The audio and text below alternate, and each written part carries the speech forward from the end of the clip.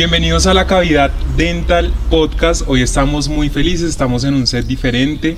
Estamos próximos a llegar a los 2000 suscriptores, así que no se les olvide suscribirse en la campanita que aparece aquí debajo del recuadro. Hoy estamos con Manuela Sánchez, Juan Felipe Vergara, quien les habla, Nicolás Vergara, y estamos con un doctor invitado que era la cereza que le faltaba al pastel.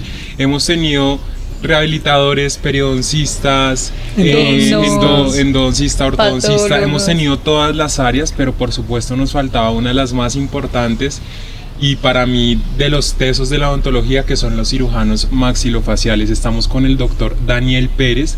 El doctor es odontólogo y es residente de cirugía maxilofacial. Doctor, bienvenido a La Cavidad Dental Podcast. Buenos días, muchas gracias, Nico, gracias por la invitación. Es un placer estar aquí con ustedes y bueno, pues empecemos. Bueno, a hablar de lo que nos gusta, de temas controversiales, de temas que yo creo que van a estar escuchando ruidos porque como estamos, la vez pasada. como la vez pasada, porque estamos Al aire en un libre. set externo. Entonces van a escuchar pájaros, van a escuchar buses, van a escuchar carros, de todo, pero eso es lo chévere de esto, que sea orgánico, que se sientan como si estuviéramos charlando entre todos y que no sea algo montado, superpuesto, sino orgánico y real. Bueno, Dani, quería preguntarte la pregunta obviamente que le hacemos a todos nuestros invitados, y es: ¿cómo llegas a la cirugía maxilofacial y por qué decides estudiar esto? Porque para los del gremio y para los estudiantes de odontología no es un secreto que es una especialidad que cuesta escoger, primero por el tiempo, que uno dice, ¿qué? 4 años otra vez estudiando Otra carrera más. Primero eso, y segundo que se desvía mucho o se sale un poco de la parte odontológica y se mete a la parte médica, clínica, hospitalaria. Entonces, ¿qué te lleva a ti a estudiar esta especialidad? Bueno, pues realmente yo lo tenía muy claro desde que empecé a ver clínicas en el pregrado, como en sexto semestre, que fue donde tuve mi primer acercamiento a la cirugía oral y a mis primeras cirugías pues de exodoncias. Ahí dije como esto me gusta, no sabía muy bien qué era la cirugía maxilofacial, no sabía que existía siendo aún estudiante de pregrado, pues hasta que llego a acercarme a la parte práctica y luego pues ya ver la teoría con mis profes maxilos. Entonces ahí yo digo como no, esto me gusta, me apasiona, y no es un secreto pues que para muchos maxilos el camino antes de escoger odontología quizás fue medicina. Entonces pues a mí me gustaba la medicina, por cosas de la vida pues no estudié medicina, pero sí odontología, y como que ese es un camino, una vía alterna cuando uno es estudiante de odontología o ya es odontólogo general y quedó como ese sinsabor de no ser médico. Entonces esta área es como la que se acerca más a... Sí, es como la que más se mete a la parte zona médica. Exacto, médico-quirúrgica, que quizás se sale un poquito de la cavidad oral, pero igual seguimos siendo odontólogos de base. Entonces es una combinación bastante interesante. Ser maxilo no significa que nosotros no somos odontólogos, así de pronto pues haya un ego ahí que quizás diga el especialista como a mí no me hables de dientes porque yo soy Sí, porque maxilo, pues. yo he escuchado muchas personas que se quejan de por qué el maxilo estudia odontología y no estudia medicina. O sea, ¿tú qué opinas de eso? Pues nada, el camino de las personas es diferente, es distinto. Por lo menos en Latinoamérica todos para ser maxilos tienen que ser obligatoriamente odontólogos de formación como base, mientras que en Europa y de pronto en Estados Unidos puede ser médico y llegar a ser maxilo sin necesidad de ser odontólogo.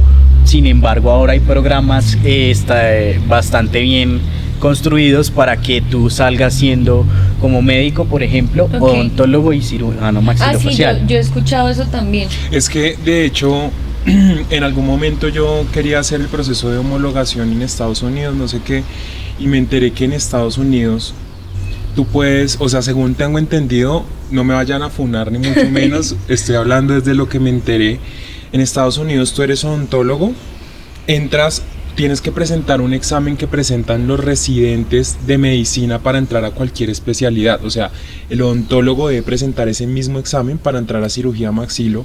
Entra a cirugía maxilo y puede hacer... Como un año más. Puede hacer creo que un año más o algo así, y le dan el título de médico y de cirujano maxilofacial. Exacto, es que hay programas de 4 años según el estado en el que tú lo vayas a hacer, como aquí en Latinoamérica, y hay programas de 6 años. El programa de 6 años te avala como médico, odontólogo y cirujano maxilofacial. Unos duros, brutal. Muy duros. ¿Se imaginan ustedes? No, soy médico, odontólogo y cirujano maxilofacial. Es bastante largo, es mucho sacrificio. Claro. La verdad yo lo pensaría si en realizar alguna locura así, pero pues uno sale muy bien preparado. Y es que los cirujanos maxilofaciales, para las personas que nos siguen, que no son médicos, no son odontólogos, el cirujano maxilofacial es el especialista que se encarga de toda la lo puedes explicar tú mejor, porque de pronto voy a decir algo que no es. Es que realmente uno no tiene un enfoque en cirugía maxilofacial en la carrera. O sea, si a mí me general preguntan qué hace un cirujano maxilofacial, yo pienso en cirugías de cabeza, ortognáticas, urgencias, trauma, exacto. Toda la parte de corrección de ATM, de anomalías en la articulación temporomandibular, que es la que tenemos aquí, que nos permite abrir, cerrar la boca, todo esto. Pero realmente, ¿cuál es la competencia de un cirujano maxilofacial? Pues realmente es mucho de lo que estás diciendo. El cirujano maxilofacial se encarga del área quirúrgica de la cara. Entonces, como bien lo dijiste, estamos en diferentes subáreas dentro de la misma especialidad, en donde está el área funcional, como la corrección de anomalías dentofaciales. Ahí es donde podemos hablar de cirugía ortognática para poder pues corregir la posición del maxilar o de la mandíbula según como el paciente lo requiera, pero también nos encontramos en área hospitalaria, en el área de trauma, cuando un paciente llega accidentado y de pronto tuvo una fractura en cara. Entonces nosotros somos los encargados de corregir ese tipo de fracturas, de reducirlas. La otra parte en la que estamos involucrados es en el área oncológica, en donde podemos hacer extirpación de tumores. Muy de la mano con los patólogos. Muy de la mano con patología oral y con cirugía de cabeza y cuello, y con otorrinolaringología, porque pues estamos conectados con esas especialidades médicas para manejar pues tumores grandes, tumores que pues se salen de pronto del área maxilofacial y llegan a base de cráneo, por ejemplo. Entonces esa es otra parte, que es como la parte médica quirúrgica pura. Y la ATM también, pues para lo que son disfunciones de articulación temporomandibular, también operamos articulación. Y la parte digamos que odontológica en la que nosotros estamos, que pues es todo lo de cirugía oral, las extracciones de cordales, los implantes. Nosotros también hacemos parte del gremio pues de especialistas en la odontología que hace implantes. Y ahorita que está pues bastante pues de moda y en un auge grande la estética facial. En Colombia ya nos ampara una ley para cirujanos maxilofaciales, en donde estamos avalados para poder hacer estética facial tipo inyectables en cara. Y pues eso es como a grandes rasgos las áreas en las que nos podemos desenvolver. Y tú hablas ahí algo importantísimo, y es que el cirujano maxilofacial por lo general trabaja en conjunto e interdisciplinarmente, porque un maxilo está encargado de la corrección de todas estas anomalías, de todas estas condiciones de fracturas y esto. Pero también sabemos que el maxilo va de la mano con el cirujano plástico, porque si tienen que hacer una corrección de la parte de una zona tan estética como la cara, tiene que estar involucrado el cirujano plástico, tiene que estar involucrado el cirujano de cabeza y cuello, si no estoy mal, tiene que estar involucrado el otorrino. O sea, es muy chévere porque es un área que también se alimenta de otras áreas y que trabajan inter o multidisciplinariamente. Correcto. Entonces eso me parece genial. Ahorita me estaba acordando justo de que tú dijiste que muchos maxilos estudian maxilo porque de alguna u otra manera querían ser médicos, sí. Pero a mí me pasó lo contrario en pregrado con un docente que tuve. Él era médico y hizo la residencia en cirugía maxilofacial en España, que allá sí les permiten a los médicos ser porque cirujanos. Quería ser odontólogo. Porque quería ser odontólogo. Es que son cosas muy diferentes. Él era un teso y sabía muchísimo. De hecho, creo que él había hecho también iba a decir una universidad. Corrijo, iba a nombrar tu universidad. Bueno, él era médico. Y él nos decía en clase, cuando nos dictaba algunas materias, nos decía, es que yo siempre tuve el sueño de ser odontólogo por cuestiones de la vida, porque el papá era odontólogo, por cuestiones de la vida. Yo no sé si fue la familia o quién que no lo dejaron estudiar odontología, se estudió medicina y se dio cuenta que lo que más lo acercaba al área de la odontología era la cirugía maxilofacial. Sí. Acá en Colombia no se puede ser médico, no se puede ser cirujano maxilofacial sin ser odontólogo, o sea, tiene que ser sí o sí odontólogo, pero en España sí les permiten a los médicos estudiar cirugía maxilo, entonces él lo que hizo fue irse a España. No, en Estados Unidos tampoco, ¿cierto? Pero si eres médico puedes ingresar al programa de maxilo, sí. Yo no sabía, yo pensé que eran solo los odontólogos que podían estudiar. No, sí se puede. Depende del estado, pero sí. Okay. Bueno, y digamos que nosotros sabemos que la cirugía maxilofacial es de las más duras para entrar y es la más larga, sí. Dura 4 años. En algún momento ya cuando entraste dijiste, ¿yo qué hice? ¿O pensaste en salirte en algún momento? ¿Diste o bien? ¿O siempre fue muy claro? No me arrepiento. Yo aún, como les comentó Nico, aún soy residente. Nunca he pensado en desistir, aunque la residencia acarreé un poquito más de esfuerzo, sin demeritar los otros posgrados de la odontología. Claro. Nosotros demoramos 4 años siendo residentes, yendo a hacer pues turnos hospitalarios y viviendo un ambiente totalmente diferente al que ve un odontólogo en un consultorio, en una clínica. Y para los que no saben, si no estoy mal, ustedes me corregirán, la especialidad de maxilo es creo que la única que pagan de la especialidad de odontología. Exacto, es la única. Sí. Entonces, como me preguntabas si fue difícil entrar, sí, no es fácil entrar a la residencia. Hay pocos casos de personas que de pronto lo intentan y a la primera vez ingresan. Hay que intentarlo varias veces. Yo lo intenté por 3 años más o menos, haciendo fila ahí, porque de todas maneras uno sabe que detrás de uno hay más personas presentándose y entrando. Y hay personas los que cupos ya vienen son muy también limitados. Presentándose. Exacto. Es que ustedes viven en maxilo lo mismo que ven los médicos en todas las especialidades quirúrgicas. Y aquí quiero hacer una mención y una felicitación y un reconocimiento a los médicos y en este caso los cirujanos maxilofaciales, porque para nadie es un secreto que un médico o un odontólogo que quiere especializarse en cirugía maxilofacial tiene el campo muy limitado, porque los cupos que abren para las especialidades médico-quirúrgicas al año son muy poquitos. O sea, no sé, se presentan 200, 300 personas a una especialidad y reciben 6. Son 20. ¿20? No, me refiero entre 6. Semestre y semestre. ¿Sí? No, reciben por ahí 10 personas al año. Hay incluso especialidades, si no estoy mal, en universidades públicas que reciben 2 residentes por semestre, por año o por semestre, por año.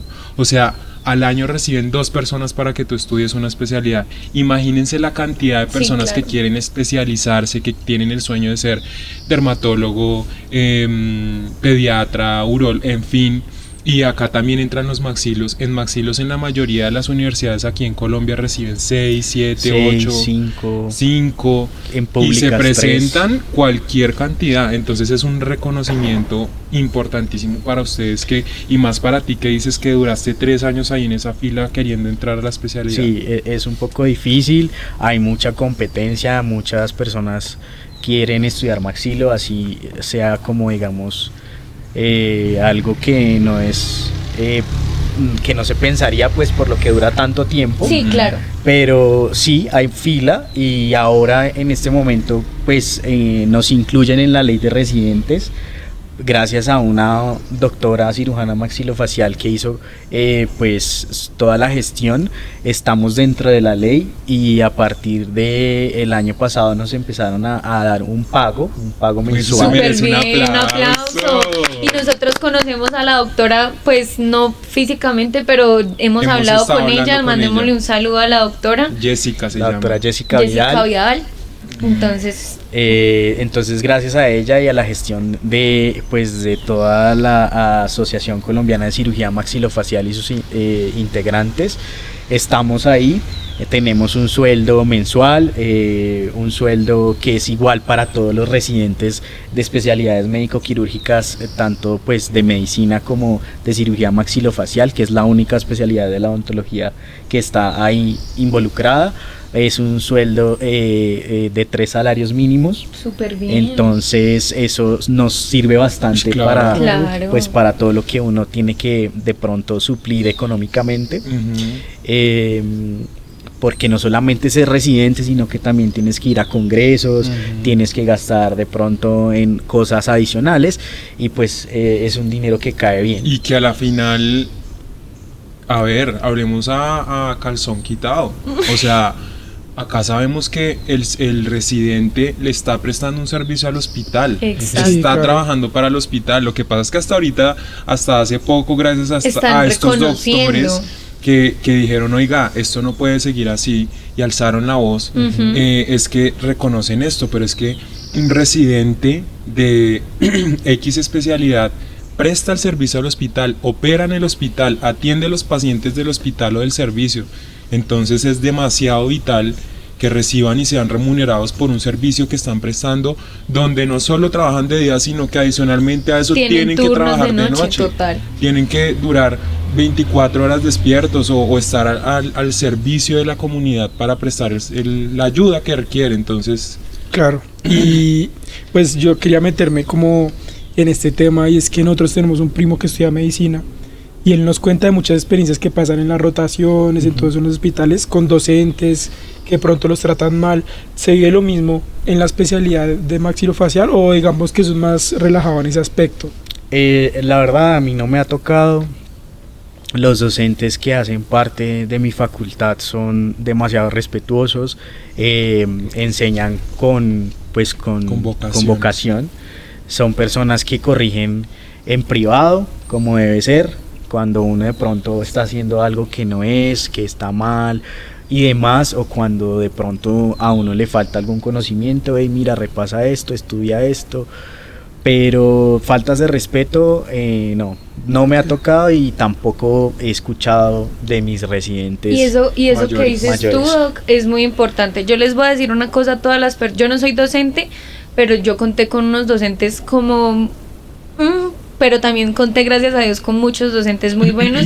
Y una vez un docente muy importante mío me dijo: uno corrige en privado y felicita en público, porque cuando uno está enfrente de un paciente y de la nada llega el docente y es a regañarlo a uno, ¿con qué confianza el paciente se va a seguir atendiendo con uno? O sea, siempre cuando uno está haciendo algo mal, sáquelo a uno de la unidad, o sea, lo corrige, y ya cuando uno hace algo bien, ahí sí no, felicitaciones, no sé qué, porque siento que no hay peor cosa que pueda hacer un docente que corregirlo a uno. O sea, no está mal corregir, yo no estoy diciendo que no corrija, o sea, que lo corrijan, es pero el regañarlo hecho a una de regañar frente al paciente.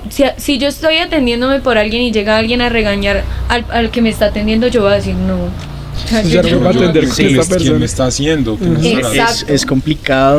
De pronto sí habrá momentos de tensión, en quirófano, cosas que pasen, cosas que se compliquen, pacientes que son de pronto sistémicamente comprometidos que se compliquen y demás. Pero son momentos de tensión, más no de irrespeto. Y uno puede entender que las cosas se pueden llegar a complicar y que hay estrés. Pero eso es muy diferente a que uno reciba un maltrato del R mayor, por ejemplo. Porque es que eso yo quería preguntar, porque hablábamos de que en las especialidades médicas, en el capítulo que tuvimos anteriormente, muchas veces los maltratos no son por parte de los docentes, sino por los residentes mayores. Entonces, ¿hay qué? Digamos que hay una jerarquía y uno la debe respetar, pues porque ellos llevan una curva un poquito mayor. Un poquito más, sí, con más experiencia. Siguen siendo igual residentes, sí, claro. Son estudiantes, pero igual nosotros tenemos que, pues, hacer caso a lo que ellos nos manden, sí, nos indiquen. Así como ustedes llegan a un punto en el que ustedes también tienen que guiar a los chiquitos. Y de hecho muchas de las cosas que uno empieza a hacer y empieza a aprender es gracias a los R mayores. Claro.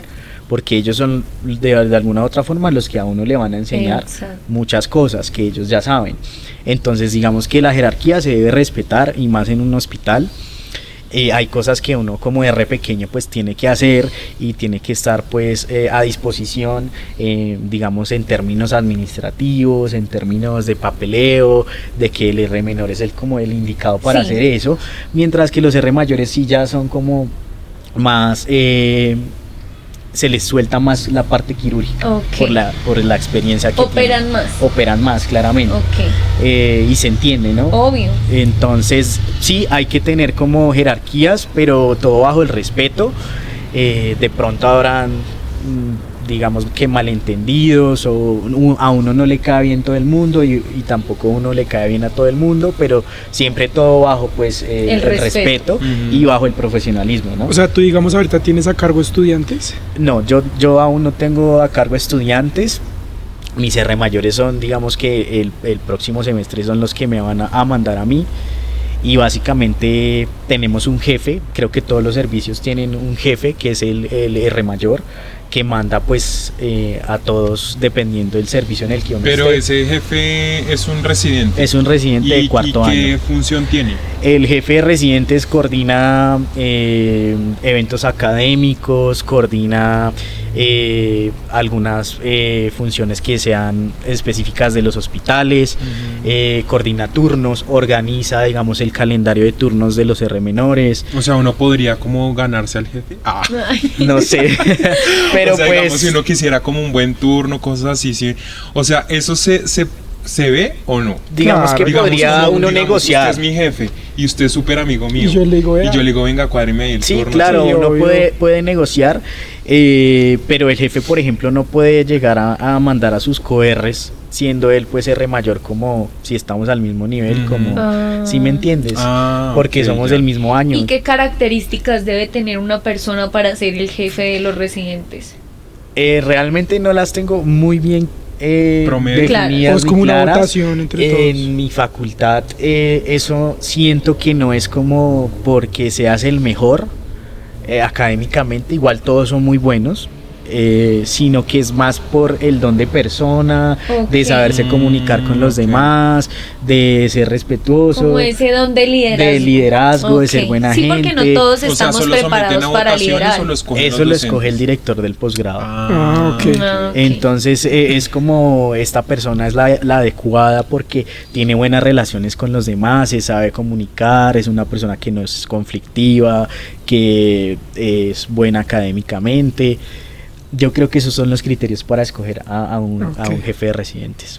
Vale, yo tengo ahí una duda y es ¿cómo fue para ti esa transición de venir? Tú nos dices que duraste más o menos 3 años presentándote, donde supongo trabajas como odontólogo general. ¿Cómo es esa transición de venir de consulta odontológica y pasar ya a un medio hospitalario y quirúrgico en el que te estás enfrentando con médicos, con enfermeras, con auxiliares de enfermeras, o sea, ya un ambiente hospitalario que nosotros como odontólogos no estamos acostumbrados y no conocemos a detalle? ¿Cómo es esa transición? ¿Cómo pasar de consultorio a una clínica? Y con turnos de noche, es digamos que un choque, porque a veces uno puede llegar a agobiarse de sentir que no siente que sabe lo suficiente, pues porque bien estamos transicionando a un ambiente médico, entonces digamos que puede haber agobio, pero pues para eso uno se prepara más, lee más, estudia más, es para estar al nivel pues de los médicos y del servicio en el que uno está. Es difícil al principio, uno puede chocar, pero es cuestión como de acoplarse, de irse acoplando, de también preguntar, no quedarse callado. Si no hay preguntas bobas, bobo es el que no pregunta. Entonces es como más cuestión de acoplarse y de llevarse bien con todo el personal. Obviamente habrán personas un poquito más difíciles de tratar, otras menos, pero siempre como eso es como lo más fundamental, tener buena relación con los demás para que a uno no lo vayan como digamos que a perjudicar. Ajá. ¿Cómo sientes tú ese colegaje con los otros médicos? No. O sea, digamos con los residentes de pediatría, o sea, ¿cómo sientes tú ese ambiente? Digamos ahí? que lo más cercano que nosotros tenemos es medicina interna, anestesiología, porque uno todo el tiempo está trabajando con el anestesiólogo. Y como les había dicho, pues cirugía plástica, otorrino y todo lo que va dentro de cabeza y cuello. Son profesionales, la verdad, demasiado humanos. No me ha tocado de pronto comentarios, sí, cosas así, de pronto cosas que uno no llega a saber profundamente. Es como lo que les había dicho, estudia, Sí, lee. como en todo en la vida, o sea, Sí. nadie nació aprendido. Sí, esta acá semana, para... por ejemplo, me tocó que yo estaba haciendo un seminario en farmacología, mi profesor es anestesiólogo y fue como al final nos mostró un electrocardiograma, pues a nosotros nos falta más entrenamiento en ese tipo pues de escenarios. De áreas, claro. Entonces fue como, ¿qué es esto? Doctor, no sé. es una arritmia. ¿Y qué? Chao, y se paró y se fue. Sí. Estudien, ¿sí? Pero ya, o sea, más de eso, pues uno tiene que prepararse más para estar al nivel de ellos, y que de pronto ellos no saben cosas nuestras de nuestra área odontológica, que son importantes, ¿sí?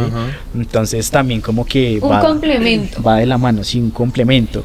Entonces, pero sí hay servicios que de pronto pueden llegar a ser un poquito más tediosos que otros.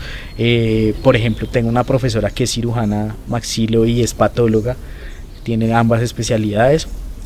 Y ella nos cuenta a veces en las clases que a veces los médicos llegan a ser un poquito, digamos que a menospreciarnos, ¿sí? Es que yo por eso lo pregunto, o sea, porque yo tengo amigos maxilos y tengo conocidos maxilos que en algún momento me dijeron que el ambiente médico a veces puede llegar a ser pesado, porque sienten que el odontólogo o que el odontólogo no debería ser cirujano maxilofacial, y sí es verdad. Yo he escuchado compañeros maxilos que ya pues trabajan en su consulta particular u hospitalaria, y también he escuchado la parte del otro lado de los anestesiólogos. Por ejemplo, tengo un amigo anestesiólogo y él me decía, sí, yo tengo compañeros que de pronto son un poquito pues como ofensivos con ustedes, y me decía, yo tenía un colega anestesiólogo que decía, yo no le voy a dar anestesia a un dentista,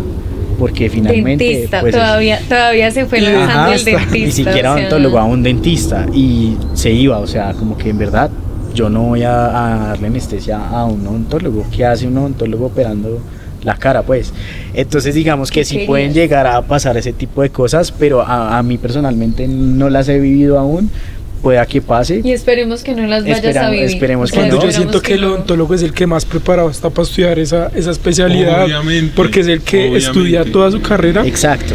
Cabeza y cuello. Y antes había como una rivalidad entre cirujanos plásticos y maxilos, que ya ha ido más bien mermando un poco, porque la idea es que como trabajemos más bien en conjunto. Entre ambos, operemos entre ambos, usted me enseña lo que usted sabe, yo lo que yo sé. Exacto. Y nos complementamos. Pero si mis profes más grandes, si antes tenían su choque con los cirujanos plásticos, habían servicios en los que los plásticos eran los que como que mandaban, y era usted maxilo, córrase de acá porque pues aquí el médico soy yo. Como en áreas, por ejemplo, como en cirugías de labio y paladar hendido, que pues nosotros estamos también ahí metidos. Entonces cosas así sí se pueden llegar a vivir, y sí pasaron, que de pronto ya como se alivianando. Eso me parece realmente una estupidez. Sí. O sea, literal. De verdad que uno se da cuenta el vacío que tienen las personas en este tipo de cosas, porque esos son personas vacías que piensan que tienen tanto que lo único que tienen es su carrera realmente. Entonces uno yo por eso lo preguntaba, porque es que es algo que yo he escuchado mucho durante el tiempo que yo he trabajado en consultorios, en clínicas, que el maxilo de alguna u otra manera en el medio hospitalario en algunos momentos se siente intimidado, se siente excluido por el gremio médico, sabiendo que el maxilo está en toda la competencia de darle el manejo a su área. Exacto. Es que el maxilo no se está metiendo a operar el corazón, el maxilo no se está metiendo a operar el cerebro, exacto, el brazo, la pierna, está operando la área que está estudiando y se encuentra en toda la capacidad para hacerlo. Afortunadamente hemos ido evolucionando y hemos ido avanzando, y lo que tú dices es cierto. Con todas las cosas que pasan a diario, hoy en día ya no se atreven muchas personas, no solo porque no se atrevan, sino porque saben que pueden exponerlos públicamente. Exacto. Porque hoy en día ya la gente no le tiene miedo a opinar y alzar la mano y decir, oiga, espere, suélteme, cálmese, hacerse respetar. Antes era bajo el tema de la sumisión. Sí. A mí me decían algo y yo, bueno, sí. Y uno no podía decir no nada. Sé qué. Exacto. No se puede decir nada. Hoy en día la gente tiene la voz para hacerlo, entonces qué bueno que se esté evolucionando en este tema. Sí, y no solo eso, sino que realmente nosotros estamos estudiando 4 años porque exacto, nos estamos preparando y nuestras materias son médicas, o sea... Y aunque no lo crean, pues es muy extraño escuchar eso, porque es que uno como odontólogo, cuando está en los semestres chiquitos, a uno le dicen es maxilo, uno dice, uy, es maxilo. Ajá. O sea, uno por lo general siempre ha tenido como al maxilofacial un respeto muy heavy, porque por lo mismo, porque es una carrera que dura más tiempo, es la única carrera que uno dice del consultorio a su práctica hospitalaria. Entonces pues es un respeto que uno le tiene desde que uno está chiquito en la carrera. Y pasa mucho que realmente el que termina resolviendo complicaciones de otras especialidades o de un odontólogo general, complicaciones que lleguen a acarrear algo quirúrgico, pues es el maxilo. Exacto. Entonces como que digamos que no es por egos ni por como intimidar a las demás especialidades, sino como que hay una preparación diferente. Sí, o sea, como en todo hay niveles. Ajá. O sea, no es... Y ya que nombraste complicaciones, me quería meter ahí en ese aspecto. ¿Cuál es esa cirugía que tú dices, uy, es muy complicada, que de pronto tú has hecho que tuviste alguna complicación? Porque ustedes yo creo que tienen que estar preparados para cualquier cantidad de complicaciones que debe haber. Sí, digamos que toda cirugía tiene sus complicaciones, por más mínima que sea. Sin embargo, complicaciones más grandes pueden ser las cirugías que llegan de trauma, un paciente politraumatizado que no solamente está comprometido en cabeza y cuello, sino en otras partes del cuerpo, en donde pues se pueden llegar a complicar la vía aérea, el paciente puede hacer de pronto anafilaxias o shocks y morir, ¿sí? Entonces ese tipo de escenarios son como los más complicados, y también pacientes que cursan con infecciones orofaciales que pueden terminar en anginas y pues finalmente en la muerte del paciente. Entonces digamos que ese tipo de cosas pues son cosas que pueden llegar al servicio que uno no se llega a imaginar que puedan pasar. Lo importante es saber cómo manejarlas. Estar preparado. Sí. ¿Ya has vivido muertes? Eso iba a preguntar yo. No, muertes no. En quirófano no, y también creo que es de pronto algo muy raro. Sí he escuchado de colegas de regrandes o de ya cirujanos que quizás tuvieron pacientes que se murieron, pero no por origen o complicación de la cirugía maxilofacial, sino que digamos una paciente que cursaba con una patología sistémica grave y que tuvo un trauma, entonces tuvo que operarse, se infectó, se le hizo su abordaje quirúrgico y su reducción de fractura, y la paciente entró a cuidados intensivos pues por la cirugía que fue mayor. Todo bien desde la parte maxilofacial, pero la paciente terminó muriendo no a causa de la cirugía, sino a causa de su patología de base, ¿sí? Claro. Entonces puede que esas cosas sucedan. Que nosotros tenemos un evento que conocemos porque la mamá de un familiar de nosotros se complicó por un implante que le hicieron eso hace cuánto fue, como 3 años. 3 años más o menos. Y se complicó por un implante que le hicieron, se infectó, no sé qué, terminó hospitalizada. No sabemos, acá no vamos a entrar en detalles de si hubo mala praxis o no, para no entrar a hablar de eso, pero sí en lo que terminó fue que la hospitalizaron, hizo también una cosa gravísima, una bacteremia, una infección tenaz, y falleció por esa condición. Sí, digamos que pueden ser cosas que uno de pronto deje pasar, porque como les digo, por más simple que sea, por ejemplo, poner un implante, pues si bien es una cirugía que no es compleja, hay que tener cuidado con todo lo que uno hace, hay que registrar bien la historia clínica, examinar bien al paciente, indagar todo lo que el paciente pues tiene en su historial médico, medicamentos que el paciente de pronto esté tomando, patologías de base y demás, porque hay cosas que uno desconoce y que el paciente tampoco informa, ¿sí? Entonces, ese tipo de cosas hace que pronto una complicación llegue a ser pues mortal. Entonces sí, eso puede llegar a pasar, y más en procesos infecciosos que no están controlados. En este caso, no quiero hablar no quiero entrar a hablar de ese tema, porque que no creo que, en fin. Sí, este caso lo que pasó fue que para mí hubo una mala praxis por parte del profesional odontólogo que le realizó el implante, porque resulta que ella tenía una condición no sé si era una neutropenia, leucopenia, una cosa de esas a nivel sanguíneo, y no le preguntó, nunca le hizo un examen, nunca le preguntó nada en la historia clínica. Ella llega con la complicación después del implante, llega con la infección, y él le dijo, tome vitamina K, y la mandó. Llega otra vez la paciente, él no estaba, no le dio el manejo, no, eso es normal que terminó en el hospital, le abrieron de aquí a acá. No sé exactamente cuál fue que desencadenó la muerte de ella, pero ya después terminó con infección por todo el cuerpo, en los pulmones. Puede llegar a ser negligencia médica también. Claro. Y yo quiero darle un consejo a todos, desde los más chiquitos hasta los más grandes, para que un procedimiento salga perfecto. Lo más importante, por mucha jartera que a uno le dé durante la carrera, y siempre la historia clínica es lo más importante. Ustedes tienen que saber absolutamente todo el paciente, hasta lo que él no les quiera decir, porque hay veces que uno les pregunta cosas a los pacientes y ellos lo niegan, y entonces uno a veces se da cuenta cuando miente, y uno no, ¿qué tienes? No sé qué. No les dice, ¿sufres de algo? No, de nada. ¿Y tomas algún medicamento? Sí, no tomo esto. Entonces, ¿consumes algún tipo de droga recreativa?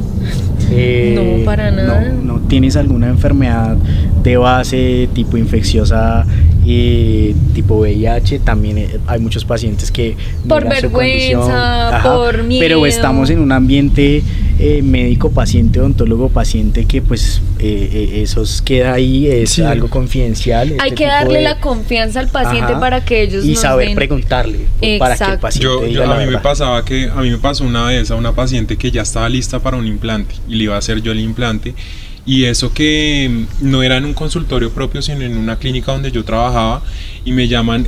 En esas clínicas donde hay un volumen así alto, no sé qué, se pierde mucho ese contacto con el paciente, se pierde mucho esa charla que uno debe tener, ese interrogatorio. Pero bueno, yo por más de eso, siempre me curo en salud.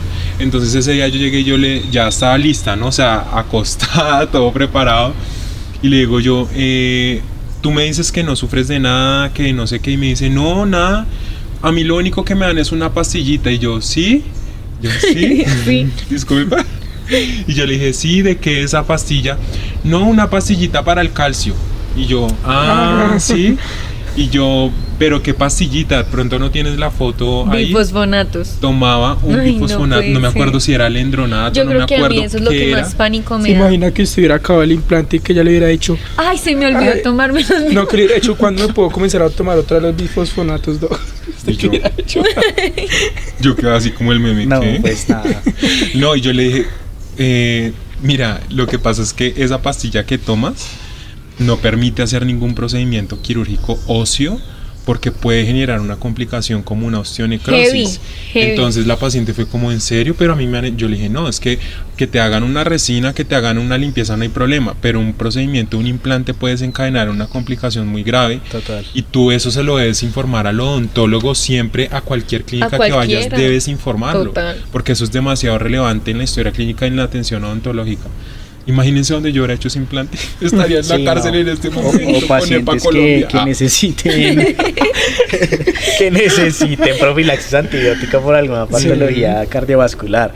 Esas tipo de cosas también hay que tenerlas pues ahí en cuenta. Bueno, eso es otro tema que también yo hace poquito estuve en una charla donde hablaban de a qué pacientes se les hacen profilaxis antibiótica, porque la asociación, creo que eso es de cardiología, sí, cada rato hace actualizaciones de que no a todos los pacientes hay que hacerles profilaxis antibiótica, por lo que ya sabemos de las resistencias bacterianas, todo esto, y hay unos casos muy específicos, y esto también es una invitación a los odontólogos que nos ven. Hay un acta que la pueden buscar, eso es público porque eso lo hace público esta asociación. Podemos dejarles el link. Sí, el link yo del lo voy a acta dejar, para que lo dejamos en leer. nuestras redes sociales Aquí de abajo. La Cavidad. Dice exactamente las patologías cardiovasculares que requieren profilaxis antibiótica y son cosas muy específicas. ¿Y en qué procedimientos? Reemplazo de válvulas, cosas muy específicas, y no porque el paciente tenga, no sé, le haya dado en el pasado fiebre, porque hay pacientes que me dicen, no, es que a mí el odontólogo me dice que tengo que tomarme 4 pastillas de amoxicilina 1 hora antes porque tuve una fractura. Sí. Y yo, ¿qué? Y también no todos los procedimientos odontológicos requieren profilaxis. Sí. Exacto. Entonces para que hay unos que la mandan por cualquier cosa. Ajá. Bueno, vamos llegando a nuestro final. Sí, el tiempo se fue a toda, porque es que estos temas definitivamente son muy interesantes, muy chéveres y dan mucha tela por cortar y mucho de qué hablar. Doctor Daniel, te quería hacer una pregunta. Nosotros finalizamos con 2. Esperen, ¿qué está pasando? Está pasando como el del peto. Si quieres, pues antes de que usted haga esas 2 preguntas, que Manuel haga las preguntas rápidas. Vamos a hacer nuestra sección. Hace rato no hacíamos la sección. Sí, hace esa sección antes. ¿Cómo es que se llama? Dios mío, el del peto.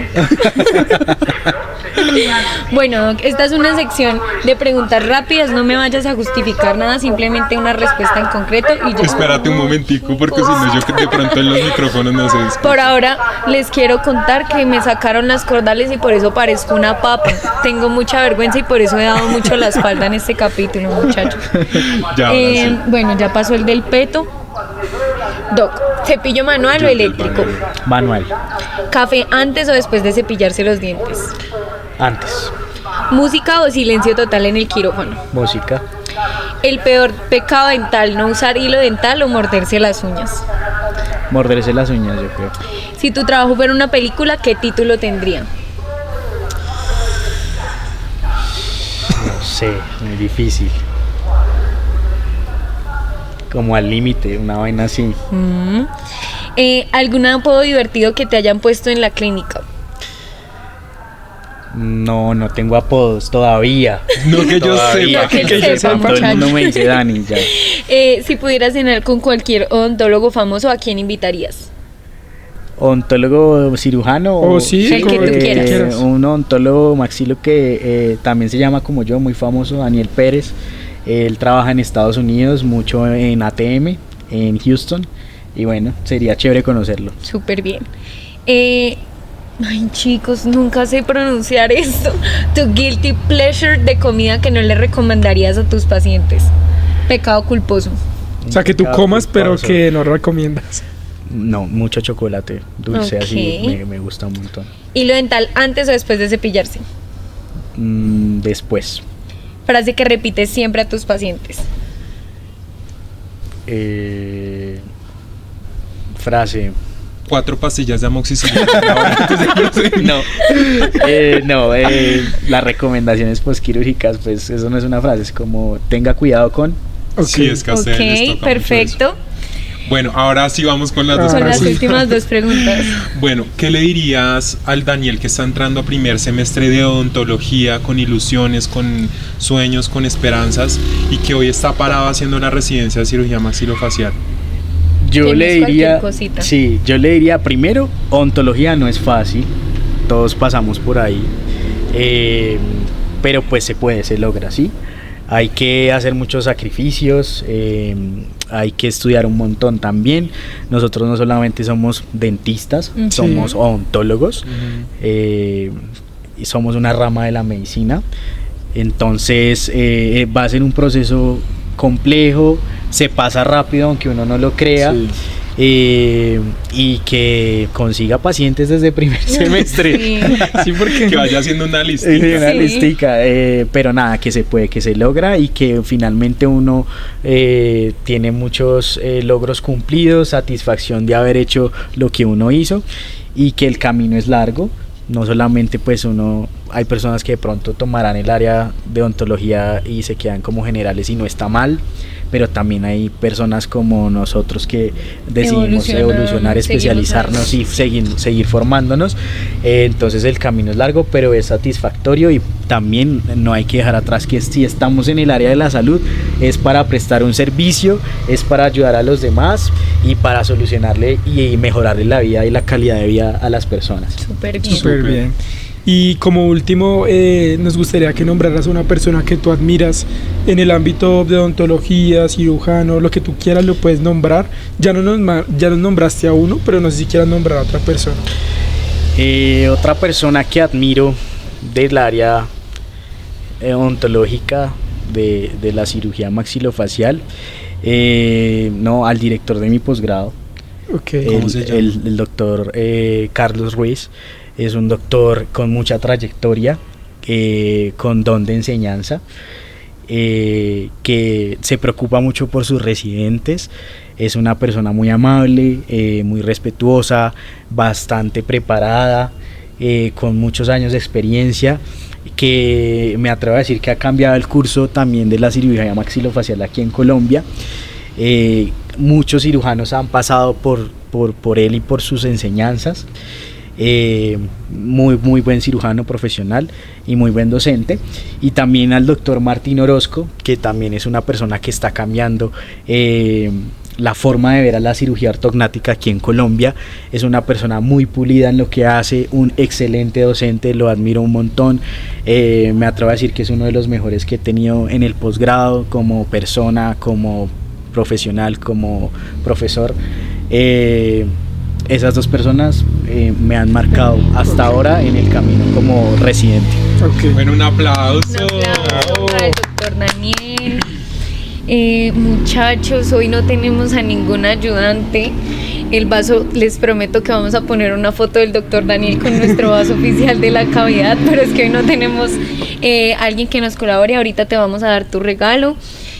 Doc, como siempre, las palabras de agradecimiento. Muchísimas gracias por venir. No es fácil pararse ante una cámara y hablar, y menos de temas tan complejos como lo son la odontología y como lo es tu carrera. Te felicito, estoy muy orgullosa pues de ti y tu trayectoria. Espero que durante lo que te queda de carrera seas un muy buen cirujano maxilofacial y logres todos tus sueños, y muchísimas gracias por haber estado acá.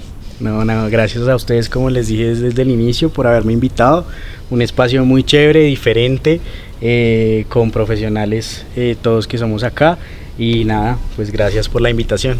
Yo también quería agradecerte porque pues también sacar hoy un jueves festivo que es para descansar y venir aquí, pues agradecerte. Admiro mucho lo que haces porque pues no es fácil uno tomar esa decisión de entrar a estudiar esa especialización, entonces pues admiro eso. También agradecerte por lo que decía Manuela, hablar de temas que de pronto son tabú para personas, entonces que tú los vengas a exponer acá también es muy chévere, entonces muchísimas gracias. Vale. Bueno, y yo doy mis palabras de cierre. También mi admiración, doctor Daniel, por lo que has logrado, por el residente que eres. No me cabe duda de que vas a ser en el futuro ese doctor Carlos Ruiz o el doctor Martín Orozco que nombras. Vas a llegar muy lejos porque se ve que eres una persona comprometida, juiciosa, que tiene un enfoque totalmente claro y que sabes cuál es tu rumbo y cuáles son tus objetivos. Te admiramos muchísimo, gracias por haber aceptado esta invitación y por hablar y exponerle a la gente, y no solo a los colegas, sino a los estudiantes que quieren estudiar Maxilo, y pueden ver en ti un ejemplo de que sí se puede y de que después de 3 años lograste pasar a esta residencia. Total. Muchísimas gracias. No se les olvide por favor seguirnos en nuestras redes sociales como La Cavidad. Estamos en Instagram, TikTok y Spotify. Subimos el capítulo completo a YouTube y Spotify, y estamos en Instagram y TikTok. Bueno, hoy estuvimos con Manuela Sánchez, Juan Felipe Vergara, quien les habla, Nicolás Vergara, con el doctor Daniel Pérez. Muy bien. Chao, chicos. Chao. Chao.